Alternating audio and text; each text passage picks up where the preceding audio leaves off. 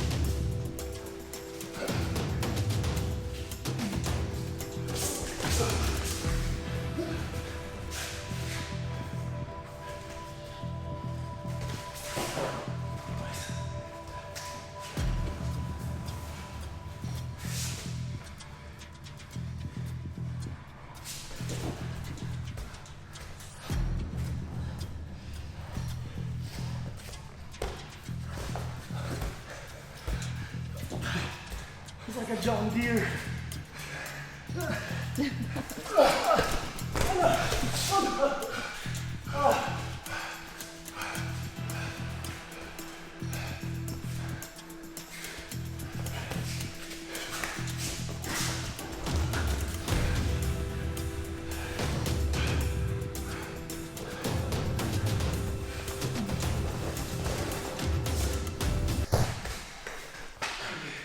Oh my god. What? Thank you. Yeah, she sucks. I didn't know what to defend. I found a little bruise. Good? I mean, that was at least 10 minutes, right? No, less than 2 minutes. Felt like it. Wrestling is hard. Should I cut the clip? I couldn't wait before that. Speed it up. Yeah. It's like there's more meat around the trachea. With the guillotine, I just felt a little healthy crunch. Probably gonna be sore in the throat. Oh. But how was it compared to last time though? Really better. good. Yeah, much better. Much better. Like, it's really hard to get like a positional advantage, and I can't shoot. Because if I get underneath you, you will smash the entire body weight into me. So I have to stand upright, and you were good at pummeling. So I couldn't get, even if I had 2 underhooks, I can't like get. Yeah, you were good at sliding. I was trying to get the underhook, but then you would slide right underneath again. Yeah, but I couldn't do anything with it. Yeah. I'd just be like, That's it for the people watching. What's a good advice? Let's say if there's a big guy coming at you, standing up, don't do striking, strictly grappling. And the guy will grab your head or... Strictly grappling? Yeah. Strictly grappling. A big guy. Yeah. Make sure you have top control. Okay. So you can control the top either with both hands, each hand. Try to get close to him, flank. Try to get the hip. Because if you go down, very dangerous to carry the weight. Try to get up and try to limbo the guy. So try to have a stick in his lower back. Yeah, the leg right here. Yeah, leg behind is good, but it can like leg between is even better. But if you're flanking the guy, this and push with your head to kind of get this angle. And just start sacrificing yourself. And you'll have a smooth takedown. If you can go there, go there. Otherwise, get your weight on top of him. So the only time I had a little bit of success was if I could get my chest. Yeah, that was pretty hard actually. Yeah, so I this was all the way down there. I was like, what do I do? And regardless, you were cranking really well with your single leg. Oh yeah. I couldn't free my leg, but that's the idea. Yeah. Against mortals, that's a good idea. Yeah.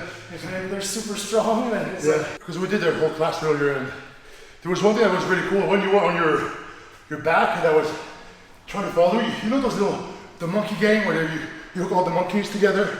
Yeah. I'll put it on the screen. When you were with your feet, I was like, I was tripping in the wires. So you gotta show that. I'll try to pass your guard. Just do that stuff again. Yeah. All right. Yeah.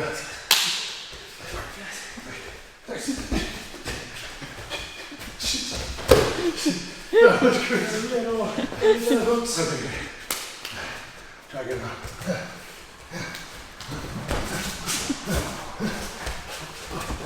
Step. Oh no. Kick. Judo flip. First time I did it was a long time ago. Like when we were, 20 years ago. you were white belt. Yeah. Right? Oh, yeah. Yeah, back then. Like Yeah. I went to the. I was 20. Yeah, so I think you were just 19. starting. But then when you do bodybuilding, if you compete, you have to do competition 100%, but you can't really do two sports at once unless you were really good at one already and then you start another one. So now I'm getting back into it 20 years later, Yeah. more than that. Yeah. So it's pretty cool. But I encountered a bunch of problems. When you have strength and you don't have technique, you're gonna try, if there's a problem, oh, I feel threatened here, I'm gonna try to like use what I know to get out of it. It's like when you cheat, when you do curls and you're tired, you don't think, you're gonna use other muscles to move the barbell up instead of being strict, right? Well, it's kind of the same thing. If this guy's coming at me, I don't know what to do. I gotta try to grip hard and push. At first it's normal I was doing that, and I'm sure most people do that, especially if they're strong. But then this muscle here was killing me here, shoulders killing me.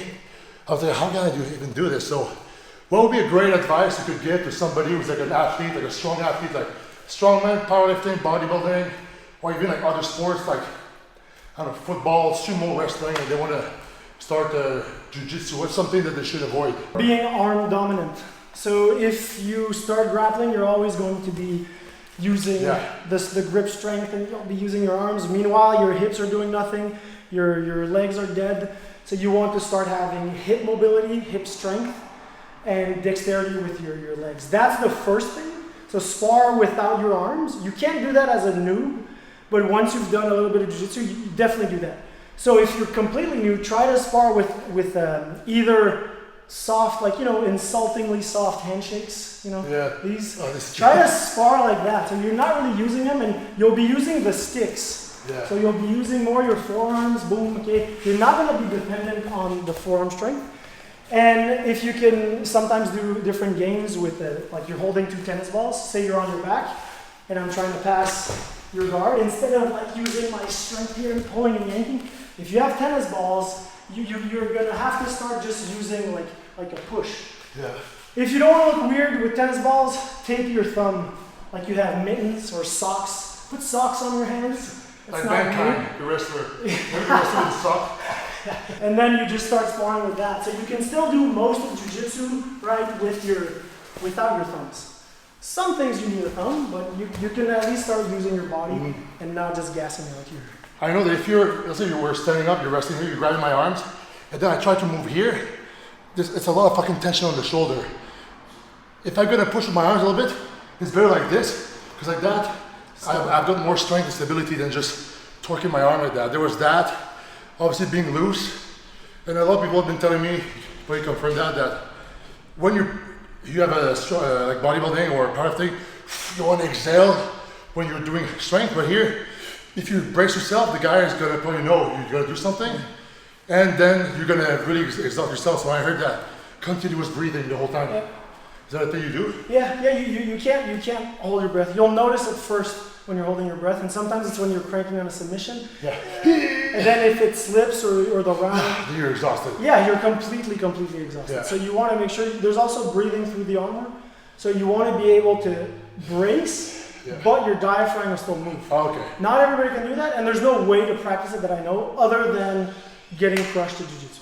And you're not gonna die, so you're gonna try to breathe, but you can't. Oh, yeah. You're being crushed. I know. So your diaphragm's the only thing that's gonna move, and then you'll be able to start getting there. Yeah, somebody give me the best trick. If I'm on my back, I would like freak the fuck out. But then if you're on your back, if you can't breathe, you're just, let's say I'm on my back right now. Well, another example. I'm on my back. Somebody's mounted. I'm like, getting crushed.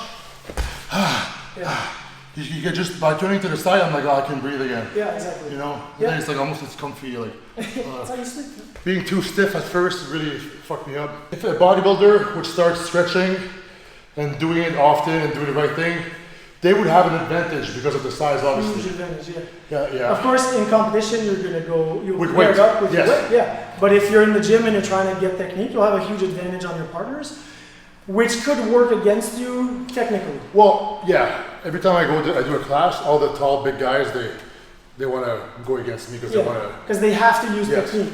exactly. Yeah. If you're bigger and you have a gym of small people, it might be a little bit harder to develop skill. Yeah. You'll be tough, you'll get to practice offense more, Mm-hmm. but your defense might suck because you've never been held down by a giant man. Yeah. So yeah, that's true. So let's go. So in Sherbrooke, Academie Athena, it's my friend Vaillant. We used to do tricks together back in 2002, 2003, long time ago. Yeah. And now he has a school here, and so he does it's his school. He does the teaching here. Is really good. Everybody's like happy with the great comments, and everybody like see they're always happy to be here.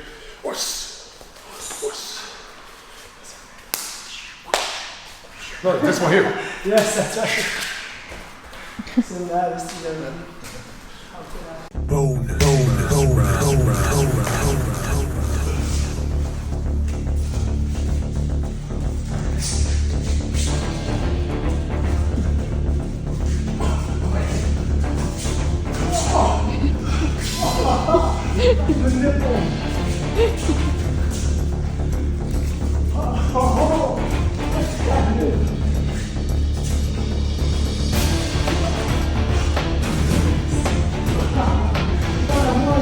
Someone has to die.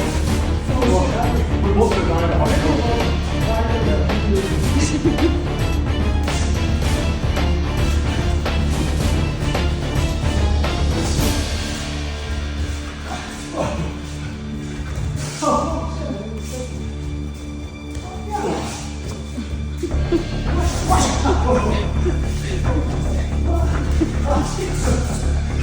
Do not try tricks in actual life fights.